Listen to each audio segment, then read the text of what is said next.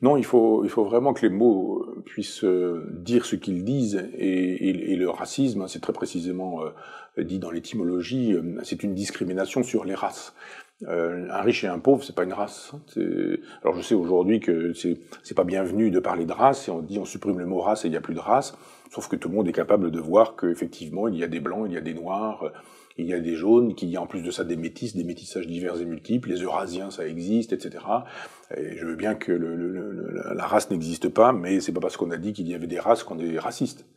Le raciste est celui qui fait un usage discriminant des races. Ce n'est pas quelqu'un qui dit qu'il existe des races. C'est pas quand je dis qu'il y a des hommes, il y a des femmes, je ne suis pas un sexiste. Je suis un sexiste si je dis que dans cette différence sexuelle, il y a matière à une inégalité qui fait que les hommes sont supérieurs aux femmes.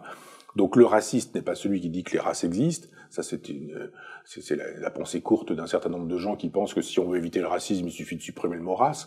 Mais comment on fait avec la chose? Comment est-ce qu'on supprime les races? Dans ces cas-là, la réalité des races, c'est la même chose avec les sexes. On supprime le sexisme, on supprime les sexes, l'affaire est réglée, d'accord, mais on fait quoi quand il y a un homme, quand il y a une femme? Et puis quand on a aussi des gens qui nous disent je suis un homme, je me sens femme, je suis une femme, je me sens homme, je suis une femme, je me sens et homme et femme de temps en temps, ou etc.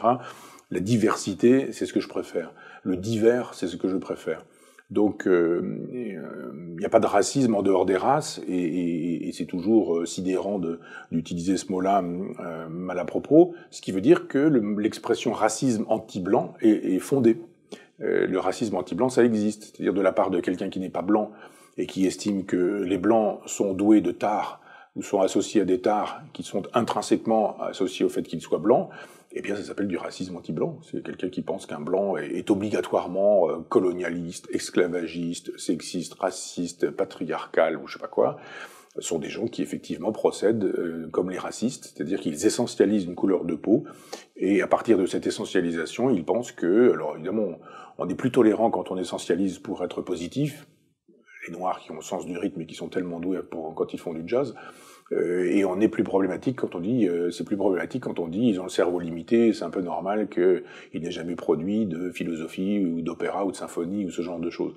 Donc le racisme, c'est une discrimination qui se constitue sur les races. C'est assez drôle d'ailleurs que les antiracistes estiment que les races n'existent pas.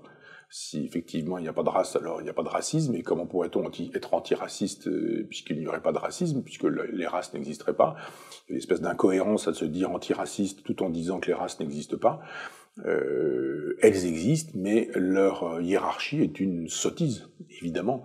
Et puis elles existent d'une manière différente qu'à l'époque de Gobineau, où les gens voyageaient très peu. Évidemment pas d'avion, les gens voyageaient éventuellement en bateau, mais où ils le faisaient à dos d'âne ou de cheval, donc les mélanges étaient quand même beaucoup moins nombreux, et de fait, les races se diluent par un métissage généralisé. C'est ainsi, certains estiment que c'est une catastrophe, c'est une évidence dans un monde qui devient de plus en plus peuplé, et dans lequel les distances se raccourcissent grâce aux avions, grâce aux voyages qui sont rendus possibles pour un maximum de gens maintenant.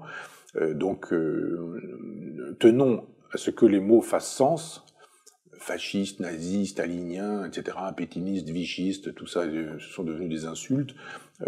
Raciste, c'est aussi une insulte, et cette idée de dire il y a des pauvres, et les pauvres sont méprisables, et puis il y a des riches, et les riches sont à considérer, ça n'est pas du racisme, c'est pas non plus du racisme anti-pauvre, parce que la pauvreté ne relève pas de la race. C'est juste du mépris social, voilà, c'est juste du mépris social, et